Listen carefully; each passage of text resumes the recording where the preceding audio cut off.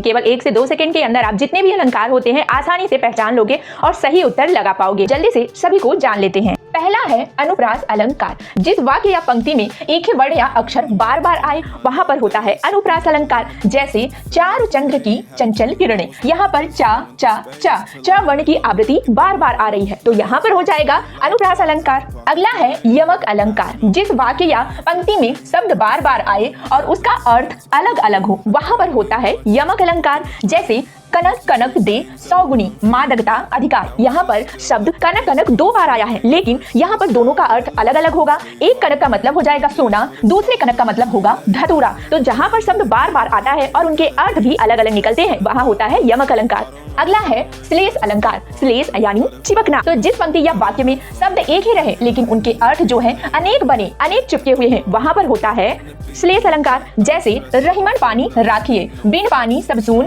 पानी गए न उबरे, मोती मानस चून। यहाँ पर शब्द एक ही है पानी लेकिन इसके अर्थ अलग अलग चिपके हुए हैं तो यहाँ पर हो जाएगा श्लेष अलंकार। अगला है उपमा अलंकार। तो उपमा अलंकार बराबर होता है तुलना। जहाँ पर किसी एक वस्तु की तुलना किसी दूसरे प्रसिद्ध वस्तु से की जाए वहाँ पर होता है उपमा अलंकार। पहचानने का तरीका है वाक्य में सा सी से शरिश सम शब्द आए तो वहाँ पर आंख बंद करके लगा देना है उपमा अलंकार। जैसे पीपर पात सरिस मन डोला, यहाँ पर सरिस शब्द आया है और यहाँ पर मन को पीपर के पत्ते के समान बताया गया है तो यहाँ हो जाएगा उपमा अलंकार। अगला है रूपक अलंकार। यहाँ पर कोई तुलना नहीं होती है और शब्दों के बीच में योजक चिन्ह लगा होता है और ना ही सा सी से सरिस सम नहीं होता है। जैसे मैया मैं तो चंद्र खिलौना ले हूँ, यहाँ पर चंद्र और खिलौने के बीच में योजक चिन्ह है तो यहाँ हो जाएगा रूपक अलंकार।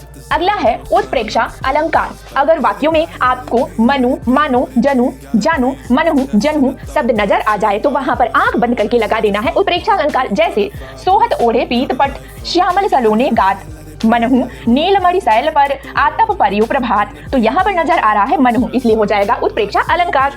अगला है अतिशयोक्ति अलंकार। अति मतलब होता है बहुत ज्यादा, तो जहाँ पर वाक्यों या पंक्तियों में बहुत बढ़ा चढ़ाकर बात की जाती है वहाँ पर होता है अतिशयोक्ति अलंकार। जैसे आगे नदियां पड़ी अपार, घोड़ा कैसे उतरे पार, राणा ने सोचा इस पार तब तक चेतक था उस पार। यहाँ पर बहुत बड़ी नदी है और राणा सोच रहे हैं कि घोड़े को कैसे उस पार उतारा जाए लेकिन उनके सोचने के पहले ही घोड़ा जो है जिसका नाम चेतक है वो उस पार चला जाता है तो यहाँ पर चेतक की तीव्र गति को बहुत ही ज्यादा बढ़ा चढ़ाकर प्रस्तुत किया गया है। अगला है मानवीकरण अलंकार।